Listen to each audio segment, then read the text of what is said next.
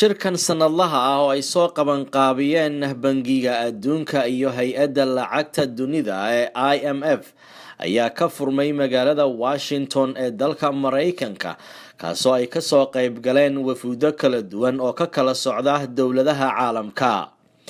dowladda Soomaaliya ayaa shirkan waxaa uga qayb galay wafdi uu hogaaminayo wasiirka maaliyadda xukuumadda Soomaaliya mudane Maxamed Aadan Ibraahim Fargeete iyadoo diiradda laga saaray horumarinta dhaqaalaha caalamka. sidoo kale wadamada sida aadka loogu falanqeeyay waxaa ka mid ahaa arrimaha dhaqaalaha Soomaaliya iyo horumarka ay ku tallaabsanayso dowladda Soomaaliya. Professor Maxamed Aadan Ibraahim Fargeete oo aan kula kulmay magaalada Washington DC ayaa iiga warbixiyay waxyaabaha shirka uu ku saabsanaa iyo wixii laga yiri arrimaha Soomaaliya. socdaalkan wuxuu sal ku hayaa martiqaad aan ka helnay hay-adda lacagta caalamiga ee IMF iyo bangiga adduunka. shirkan waa shir sanadeed oo labadaas hay-adood sanadkiiba mar qabsadaan, waana markii labaad aan meeshan imaado. sanadkeed la soo dhaafay saacadahan oo dhawaan wafdiga waxaa ugu heliya gudoomiyaha bangiga dhexe. marka wadan kastana labadan hay-adood waxaa matala wasiirka maaliyadda iyo gudoomiyaha bangiga dhexe wadan kasta. marka waa shir sanadeed oo isugu yimaadaan dhammaan madaxda maaliyadda iyo gudoomiyaasha bangiga dhexe. marka waana casuumaad official iyaga ay noo soo direen oo looga arinsanayo xaaladda guud siyaasadda guud ee dhaqaale ee adduunka oo dhan. waa gartay wasiir waxaad iga warantaa shirkani sanad walba la qabto Soomaalida iyo waliba wadamada Afrikaanka oo dhan lagu casuumay. tan Soomaali ahaan muxuu soo kordhin karaa is leedahay shirkan oo kale? shirkan waxaa laga hadlayaa waxyaalaha badan, waa wax si toos ah u khuseeya Soomaaliya. waxaa ka mid ah sidee looga hortagaa barnaamijka argagixisada oo salka ku hayo poverty-ga ama saboolnimada. waana wax Soomaaliya hadda maaragtay si toos ah u khuseyso. waxaa laga hadlaa arrinta xawaaladaha iyo sida maaragtay bangiyada adduunka looga dhaadhicin lahaa in xawaaladaha ay muhiim u yihiin shacbiyad badan oo sida Soomaaliya. meesha waxaa looga hadlaa immigrationka ama dadka tahriiba ee ka soo qaxa wadamadooda oo u qaxa wadamada kale, maaragtay saamaynta dhaqaale ay ku yeelan karaan meelaha ay ka soo safreen iyo meelaha ay u safreen. waxaa kaloo laga hadlaa guud ahaan dhaqaalaha adduunka hadduu inuu kobcayo iyo inuu hoos socdo. had sanadkii hore ugu fiicnaa uu kobcay, sanadkan xoogaa hoos u soo dhacay. waxaa laga hadlaa shidaalka oo maaragtay aad iyo aad u soo raqiisay oo runtii saameyn ku yeelanaya wadamo badan oo shidaal soo saara. marka waxaas oo dhan ayaa laga hadlaa. waxaa kaloo laga hadlaa development goals waxa la yidhaahdo oo hiigsiga horumarinta wadamada saboolka ah sida Soomaaliya oo kale ah in maaragtay ay ka baxaan saboolnimada sanadka 2030. marka waxyaalahaas dhan waxay yihiin waxyaalo si toos ah u saameeya Soomaaliya. marka annagana waxaan qayb ka nahay in maaragtay qayb qaadano shirarkaasi oo aan maaragtay ajendaha Soomaaliya annagana miiskaan soo saarno oo meeshii maaragtay aan taakulan uga baahanahay taakulankan u jiro, isla markaasna caalamka aan warbixin ka siino hadba Soomaaliya meesha ay marayso oo tadawurka ama horumarka ay gaartay iyo caqabadaha haddana hortaagan iyo sidii looga bixi lahaa maaragtay inaan xog waraysi iyo maaragtay iyo wadahadal shirkii madaxda IMF aad la kulanteen bal ka inooga waran shalay tolo u dhacay. runtii shalay shirka aan galnay wuxuu ahaa shir bilateral ah ama thanaawi ah oo aan la fariisanay maamulka guud ee hay-adda IMF. oo waxaan la kulannay madam Christine Lagarde oo madaxa hay-adda ah. runtii si weyn ayay noo qaabishay. waxayna ahayd kulan maaragtay farxad leh sababtoo ah waxaan dhawaan soo gabagabeynay heshiis dowladda Soomaaliya ay la gashay IMF oo ku saabsan qorshihii Soomaaliya deynta looga cafin lahaa. runtii waa wax in muddo ah la sugaayay oo laga soo shaqaynayay. marka hadda waxaan gaarnay waqtigii decisionkaas ama go'aankaas isla qaatay. runtiina kaas wuxuu u saamaxayaa Soomaaliya in deyntii lagu lahaa oo 5 bilyan iyo ka badan ahaa in loo helo waddo lagu cafiyo ka hor ma jirin waddo lagu cafiyo marka heshiiskaasi wuxuu ahaa heshiis taariikhi ah shalay markaan la kulanay marka Christine Lagarde runtii aad iyo aad inoogu hambalyeysay waxayna qartay in maaragtay horumar weyn Soomaaliya ay ku tallaabsatay sanadkii 2013 oo marka oo IMF ay Soomaaliya usoo jeestay ilaa ay hadda runtii go'aankaasna wuxuu ahaa go'aan aad iyo aad adduunka dhan looga soo dhaweeyey marka annaga waa mid uu ahmiyad gaar ah u leeyahay wasiir sidaad la socotid jaaliyadda ku nool qurbaha waxay aad uga cabadaan sanadii la soo dhaafay xawaaladaha oo kale shirkani maadaama dhaqaale iyo runtii ay ahayd ma laga soo hadal qaaday dhinacaasi xawaaladaha in mataqaana beddelkooda ama dadka qurba joogta ah xawaaladahooda loo sameeyo arrintaas ma ka hadashay arrinta xawaaladaha sanadkii hore markaan inta imaanay waxaan soo bandhignay qorshe oo wax looga qabanayo arrinta xawaaladaha oo ay dowladdu soo bandhigtay qorshahaas wuxuu ahaa in la sameeyo guddi si hoose u fiiriya caqabadaha taagan xawaaladaha si markaasi waddamada maaragtay xawaaladaha laga soo diro loo siiyo kalsooni oo maaragtay ay u fududaynayaan xawaaladaha in lacagahaasi ay Soomaaliya soo gaaraan runtii guulo waaweyn ayaan ka gaarnay waxyaalaha markaa sanadkaas gudihii noo qabsan waxaa ka mid ah in bangiga Soomaaliya bangiga dhexe Soomaaliya la siiyo taakuleen aad u ballaaran oo maaragtay laga caawiyo dhinaca supervisionka ama kormeeridda ay ku sameynayaan xawaaladaha iyo bangiyada oo hadda maaragtay la diiwaan geliyey runtii taas horumar weyn laga sameeyey waxaan kaloo ku guuleysanay sanadkii soo dhaafay in la sameeyo guddi ka kooban waddamada ugu waaweyn oo sida Mareykanka iyo Ingiriiska iyo hay'adaha caalamiga oo IMF iyo World Bank ah kuwaasoo Soomaaliya si guud ka caawiya sidii arrinta xawaalada xal looga heli lahaa shirkaasna saakuu dhacay waa shir oo wuxuu ahaa si gooni ah arrinta xawaaladaha khaasatan Soomaaliya looga hadlayay marka forum kasta aan tagno ama shirar badan aan si gooni ah u galno iyo si guudba arrinta xawaaladaha markas waa laga hadlaa marka waxaa loo ballan qaaday hadda in maaragtay sidii sanadkii hore ay hadda ka fiican tahay Soomaaliya dhinaceedana dadaal weyn aan ka muujinay oo shuruucdii la rabay qaar badan ayaa hadda la ansixiyey marka waxaa jirta momentum ama kalsooni soo ziyaadayso oo arrinta xawaaladaha in xal loo helo weli xalkii gacanta laguma hayo laakiin waxaa jira aqoonsi ah in Soomaaliya xawaalada ay u tahay lifeline ama halbowlihii dhaqaalaha ay u tahay oo dad badan oo Soomaali ay ku tiirsan yihiin xawaaladahaas waa meel kasta waa ka dhawaajinay maanta ugu dambayso shirka ugu dambeeya la kulmay wasiirada oo maaliyadda ee waddamada Carbeed iyo maaragtay IMF isla qaadanay waxyaalaha ka dhawaajiyay ka mid ahayd marka waxaa jiri doona shirar isdaba joog ah oo bangiyada adduunka ugu waaweyn iyo maaragtay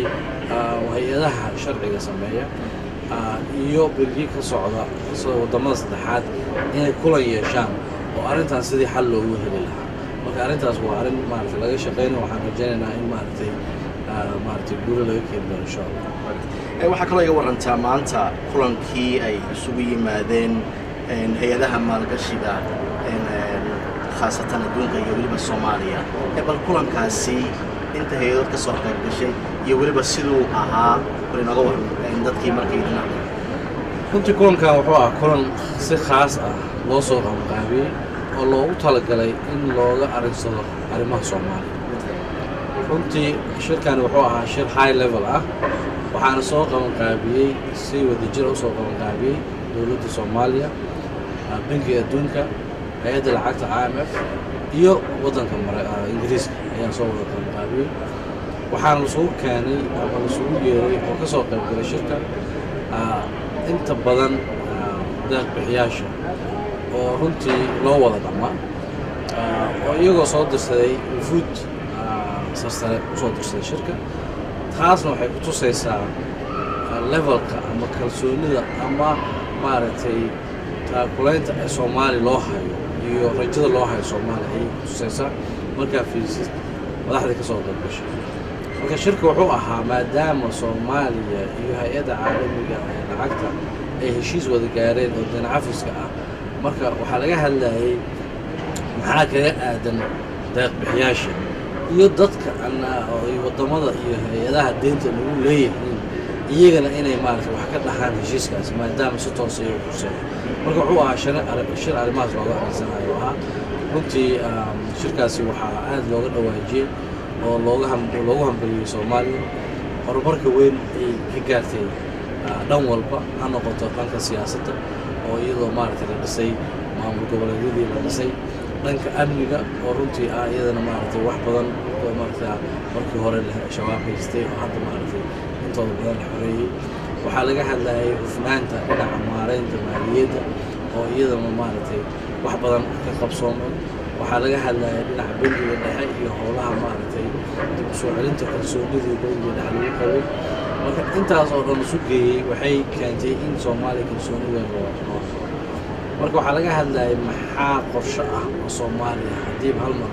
go'aanka la sugayay in Soomaaliya ay gasho barnaamijka cafiska ah marka dhinaca Soomaalida waxaa laga rabaa dhinaca maaragtay international community maxaa laga rabaa ayaa laga hadlayay waxaa la isku raacay in la sameeyo roadmap ama qorshe oo tallaabooyinkiisa ay cad yihiin oo dhanka laga rabo inaan ka soo baxno shuruudo tiro badan oo ay qaarkood ay yihiin shuruuc inaan waddanka aan socno qaarkood ay yihiin maaragtay inaan wax badan aan ka bedelno qaabkooda aan u shaqeyno dhanka maaragtay social community-gana waxay ballan qaadeen inay taakuleen weyn ayna siinayaan oo hadda si ay noo taakulayaan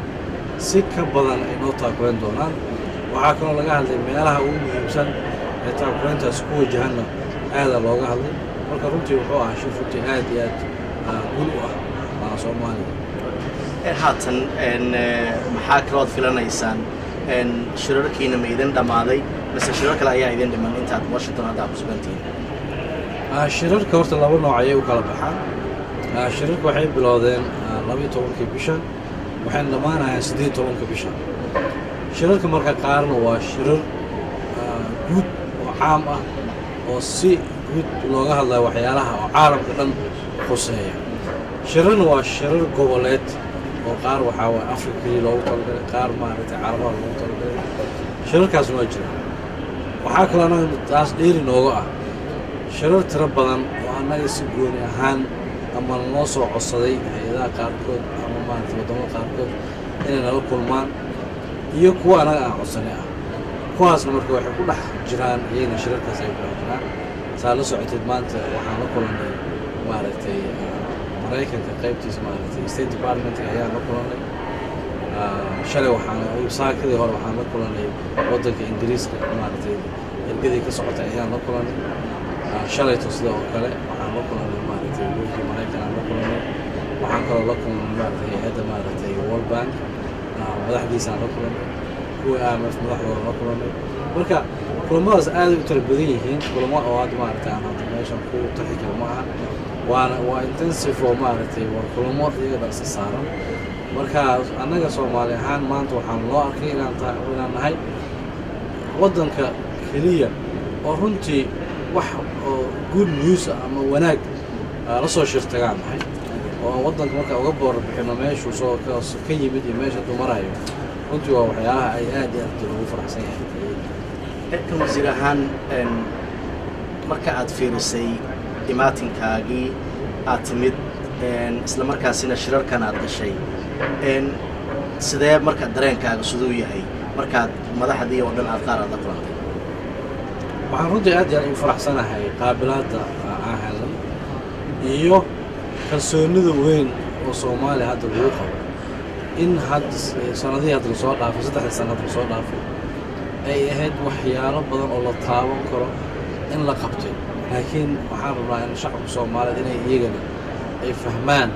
in ogaadaan inaan maaragtay markasta laga fiirinin dhinaca negative kaliya aan laga fiirinin Soomaaliya tallaabooyin oo positive oo fiican in la qaaday oo adduunka dhan uu qirayo marka shacabka Soomaaliyeed waxaan rabaa iyagana inay maaragtay intaas ay nala fahmaan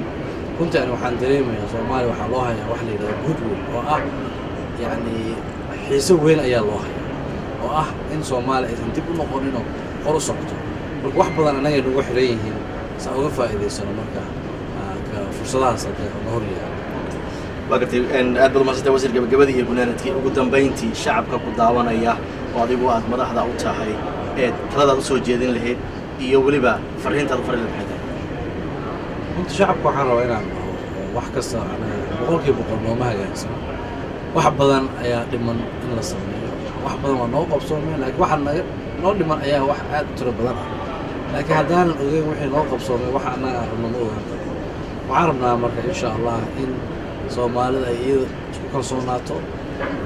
in la wada shaqeeyo annaga waxaan u shaqeynayn waxay tahay in dhallinyaradeenna oo maaragtay boqolkiiba 70 maaragtay shacabka soomaaliya in loo helo fursado shaqo fursado waxbarasho in maaragtay dhaqaalihii naga burburay inaan dib u soo ceshanaan intaas dhanna ma samayn karno haddaanan helin taakurayn dibadda ah annaga canshuuraheenna iyo weli kuma filna in maaragtay mushaaraadka xataa sida loo bixiyo iska daaya in maaragtay wax lagu hormariyo marka arrinta hadda aan ku jirno oo diin cafiska ah waxay albaab u tahay inaan helno lacaga xoog waaweyn oo maaragtay wax lagu hormariyo oo jid lagu dhiso oo warshado lagu dhiso oo maaragtay dhaqaalihii waddanka oo dhinacii maaragtay beerihii iyo kalluumaysigii iyo dib loo soo celiyo marka kuwaana ma noqonayan kuwo maaragtay maalmo ku hirgalaya ma noqonayan waqti dheeray qaadan doonaan marka shacabka soomaalida waxaa rabaa inay kalsoonidaas ay qabaan oo maaragtay ay ogaadaan in maaragtay waddanku uu ku socdo dib wanaagsan ku socdo waa hagaag daawadayaal dhagaystayaalkaasi waxa uu ahaa wasiirka maaliyadda mudane maxamed aadan ibraahim fargete oo boqosho ku jooga waddanka maraykanka gaar ahaan caasimadda magaalada washington oo u waramayay telefishinka qaranka soomaaliya liibaan xuseen warbaahinta qaranka soomaaliya washington